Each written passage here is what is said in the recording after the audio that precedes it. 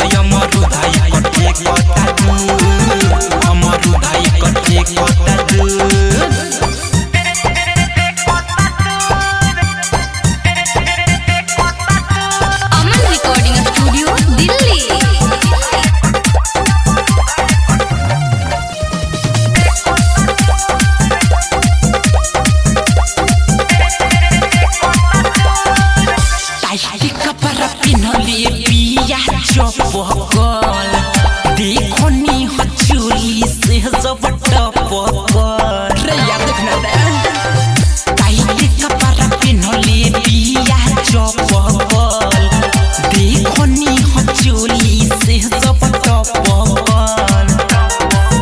आज लागता हो जाए जू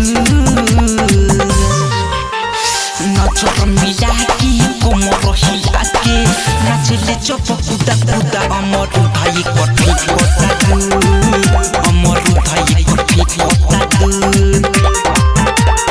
नजर मिला के कोमर हिला के नाचले चप कुदा कुदा अमर भाई कठी कोता दू अमर भाई कठी कोता दू।